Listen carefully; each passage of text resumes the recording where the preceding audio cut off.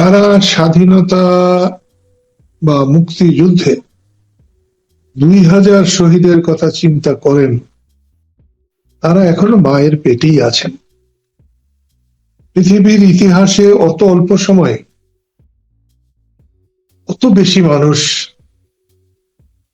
নিহত হয় নাই, এবং তার মধ্যে বিশেষ করে সাধারণ মানুষ, নিরস্ত্র মানুষ, যেটা বাংলাদেশের মুক্তিযুদ্ধে 1971 সালে নিহত হয়েছে। এই বর্বরতা, পাকিস্তানিদের বর্বরতা শুরু হয়েছিল 25শে মার্চ রাত্রে। আমার ধারণায় 25শে মার্চ রাত্রেই সারা দেশে কম করে 4 থেকে 5 লক্ষ মানুষ নিহত হয়েছিল। তাই আজকে শহীদের সংখ্যা যারা 2 লাখ বলেন, তাদের প্রতিকার আমাদের করতে হবে না, আল্লাহ রাব্বুল আলামিনই করবেন ইনশাআল্লাহ। সেটা আমি দেখে যাব কিনা তা জানি না, কিন্তু এর প্রতিকার যে হবে এটা ইতিহাস বারবার বলেছে, এবং আমাদের ক্ষেত্রে এর ব্যতিক্রম হবে না। এই তথ্যটি, বিকৃত তথ্যটি উপস্থাপন করছেন ফ্রান্সে বসবাসরত একজন অনলাইন অ্যাক্টিভিস্ট। আপনি নিশ্চয়ই জানেন তাদের ভিন্ন উদ্দেশ্য রয়েছে, ভিন্ন পরিকল্পনা রয়েছে, ডিপ স্টেটে খেলা চলছে। বাংলাদেশকে নিয়ে একটা ধ্বংসাত্মক খেলায় তারা মেতে উঠেছেন। আমরা নির্দ্বিধায় একেবারে কোন ধরনের সন্দেহ ছাড়াই বলতে পারি। কিন্তু কর্নেল অলি আহমেদের মতন লোক, তিনিও তো বীর প্রতীক, আমার যদি ভুল না হয়ে থাকে। না, তিনি বীর প্রতীক নন, তিনি বীর বিক্রম। বীর বিক্রম, আমি এটা আমি কনফিউজড ছিলাম, এই জন্য আমি বলছিলাম যে যদি ভুল না হয়ে থাকে। তো কর্নেল অবসরপ্রাপ্ত অলি আহমেদ সাহেব তিনি বলছেন যে 30 লাখ হওয়ার প্রশ্নই ওঠে না। আচ্ছা, প্রশ্নই ওঠে না, কম বেশি হতে পারে। তিনি স্পেসিফিক করে বলছেন, গত 2 দিন আগে মন্তব্য করলেন যে শহীদের সংখ্যা 10 থেকে 15,000 হতে পারে, যেখানে মুক্তিযোদ্ধার সংখ্যা 1,10,000 তার হিসেবে, সেখানে শহীদদের সংখ্যা 30 লাখ হয় কিভাবে? মানে এই প্রশ্নটা কোন টাইপের, যে যত মুক্তিযোদ্ধা থাকবে তার চেয়ে বেশি শহীদ হতে পারবে না। আর উনি যে বললেন যে 10 থেকে 15,000, তিনি একজন মুক্তিযোদ্ধা, তার প্রতি আপাদমস্তক শ্রদ্ধা আমরা নিবেদন করতে চাই, অন্তত এই প্রজন্মের মানুষ হিসেবে। কিন্তু তিনি এটি কেন বললেন? একজন মুক্তিযোদ্ধা হিসেবে আমি ওনাকে মাথায় রাখার চেষ্টা করি, কিন্তু এখন উনি যা বলছেন তা মুক্তিযুদ্ধের প্রকৃত ইতিহাস উনি হয়তো বলছেন না, অথবা ভুলে গেছেন। তবে ওনার এই 15,000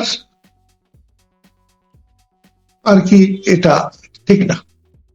এবং ওনার আজকে উনি যাই থাকুন, মুক্তিযুদ্ধের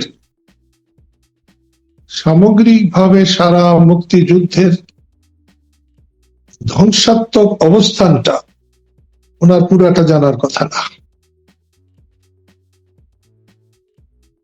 কারণ ওনার জানার কথা নয়, মানে এর পিছনে বিশেষ কোনো কারণ জানার কথা না, যে উনি জেড ফোর্সের সঙ্গে যেখানে ছিলেন ওইটুকুই তার জানার কথা, ওর তো বাইরে তার জানার তখনকার কথা না। বিষয়টা হচ্ছে এখনকার সময় আর অসময়ের উপরে নির্ভর করা। জি, উনি হয়তো এখনকার সময় বিবেচনা করে বলছেন, এবং এই ওনার এই বলা উনি ক্ষতিগ্রস্ত হচ্ছেন। এবং যদি উনি বুঝতে পারবেন, না পারলে ইতিহাস নিশ্চয়ই বুঝতে পারবে, ওনার এই কথাটা মোটেই ঠিক না। এটাকে স্বাধীনতাকে ছোট করা হলো। আর যে কথা বলছেন 1 লাখ 1.5 লাখ মুক্তিযোদ্ধা, এটাও উনি ভুল বলছেন। 1-1.5 লাখ মুক্তিযোদ্ধায় দেশ স্বাধীন হয় নাই।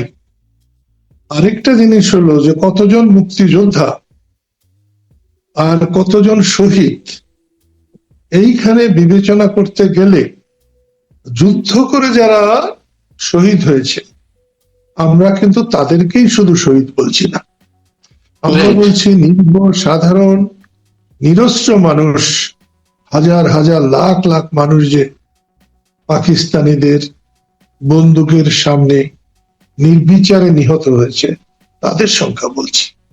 তাই যুদ্ধ করা সৈন্যের সংখ্যা দিয়ে বাংলাদেশের মুক্তিযুদ্ধের শহীদের সংখ্যা বিচার করা একটা অবাস্তব ব্যাপার। এই বছর 5 ফেব্রুয়ারি বঙ্গবন্ধু বাড়িটি বুলডোজার দিয়ে গুড়িয়ে দেওয়া হলো। আমরা অনেক রক্তক্ষরণের মধ্যেও ভাববার চেষ্টা করেছিলাম যে এখানেই বোধহয় শেষ হয়ে যাবে, এখানে বোধহয় শেষ হয়ে যাবে। বাড়িটি ভেঙেছে, আরো মুক্তিযুদ্ধ নানান স্থাপনা মানে ধ্বংস জগতা চালিয়েছে। কিন্তু দেখলাম যে 1 বছর পর এসেও এবারে 15 আগস্ট শোক পালন করতে এক ধরনের রাষ্ট্রীয়ভাবে বাধা প্রয়োগ করা হলো। পুলিশ আইন শৃঙ্খলা রক্ষাকারী বাহিনী যখন বাধা প্রদান করেছে, অবশ্যই এটি রাষ্ট্রের মাধ্যমে বাধাপ্রাপ্ত হয়েছে বিষয়টি, সেটা আমরা মনে করি। এবং আপনি মন্তব্য করেছেন যারা বঙ্গবন্ধুর বাড়ি ভেঙেছে তাদেরও বাড়ি ঘর আছে। আমরা বুঝতে পারি, তারপরেও আপনার অনুভূতিটা আবার একটু জানতে চাই, যা কিছু ঘটছে।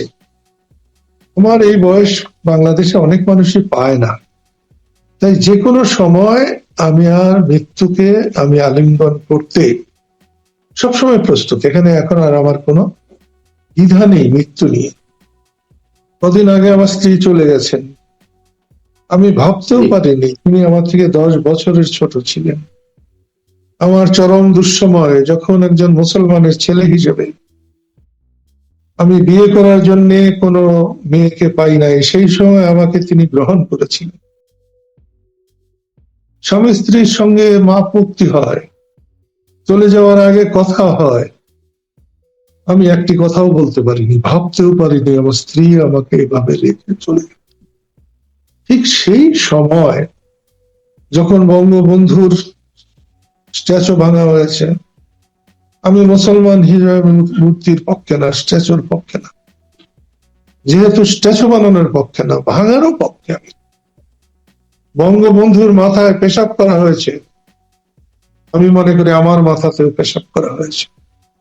আমি মনে করি বঙ্গবন্ধুর নেতৃত্বে আমরা মুক্তিযুদ্ধ করেছিলাম।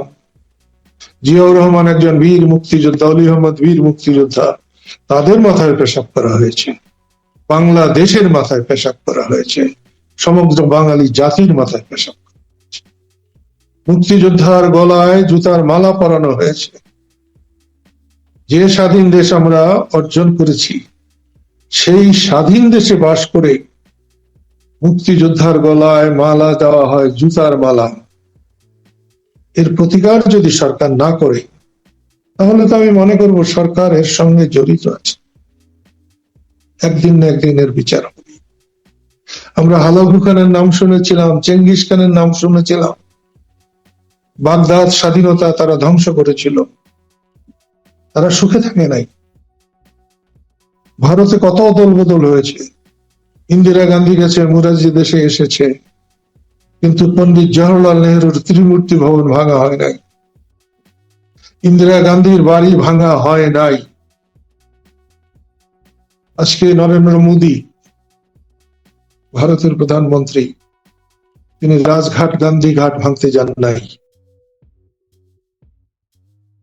বঙ্গবন্ধুর 32 বাড়ি বাংলাদেশের ঠিকানা, মুক্তিযুদ্ধের ঠিকানা, স্বাধীনতার ঠিকানা, সেটা ভাঙা ঠিক হয় নাই। বাধা দেওয়া উচিত ছিল। যদি বাধা না দিয়ে থাকেন তাহলে অন্যায় করেছেন, আর বাধা দেওয়ার সামর্থ্য যদি না থাকে, তাহলে সরকারের মধ্যে কোন সরকার আছে কিনা সেটা আমাদেরকে খুঁজে দেখতে হবে। কাজটা ভালো হয়নি।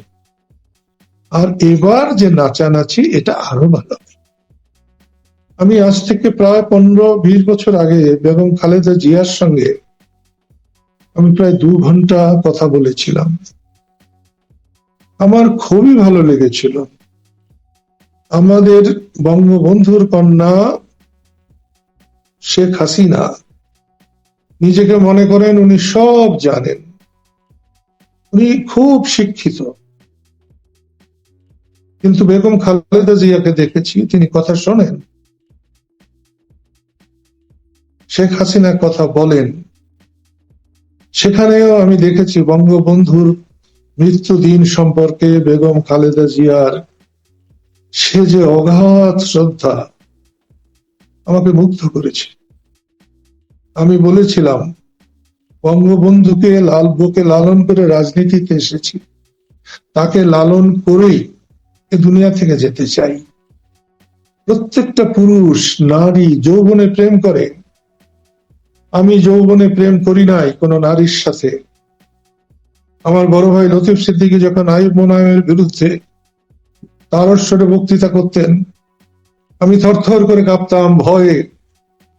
মাঝে মাঝে মনে হতো লতিফ সিদ্দিকী যে মায়ের সন্তান, আমিও সেই মায়ের সন্তান। লতিফ সিদ্দিকী যে বাবার সন্তান, আমিও বাবার সন্তান। উনি এত সাহস পেলেন কি করে, আর আমি এত ভীরু কেন, এত দুর্বল কেন?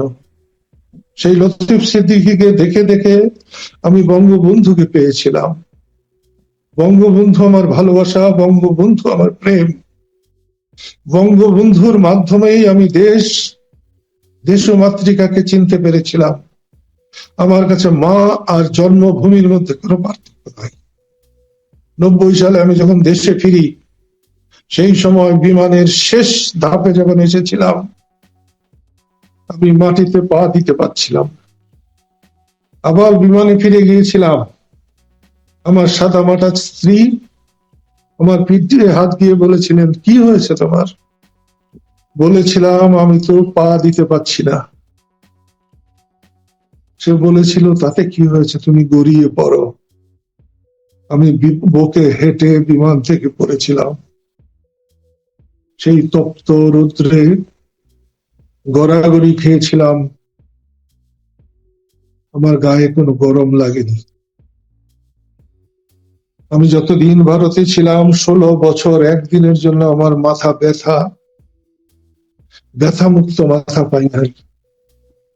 কিন্তু ঢাকা বিমানবন্দরে গড়াগড়ি যাওয়ার পরে আজ পর্যন্ত আমার আর মাথা ব্যথা নেই। আমি অন্য মানুষ। আজকে যখন আমি কোথাও হাত দেই মাটিতে, আমি আমার মাকে পাই। সবাই হয়তো তা পাবে না। সেই জন্য দেশবাসীর কাছে আমার অনুরোধ, অন্যায় শেখ হাসিনা করতে পারে, শেখ হাসিনার সরকার করতে পারে, শেখ হাসিনা আর বঙ্গবন্ধুকে এক করে দেখা কোনো মতেই ঠিক হবে না। বঙ্গবন্ধুর বাড়ি ভাঙছে, বাঙালির হৃদয় ভাঙা হয়েছে, বাংলাদেশের কলিজাকে টুকরো টুকরো করা হয়েছে। এর বিচার করতে হবে, আইনানুগ বিচার চাই। কারো হত্যা চাই না, কারো নির্যাতন চাই না।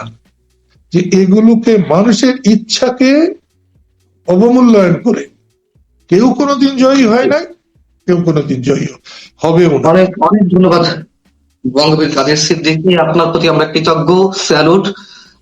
আপনি ভালো থাকুন, দর্শক ভালো থাকুন। আপনারা বঙ্গবীর কাদের সিদ্দিকী যেটি বললেন, আপনাকে অসংখ্য ধন্যবাদ, আপনার মাধ্যমে দর্শক শ্রোতাদেরকেও ধন্যবাদ।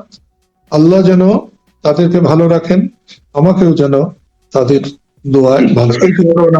শুভকামনা সবার প্রতি। আপনি ভালো থাকবেন দর্শক, নিশ্চয়ই দেখা হবে।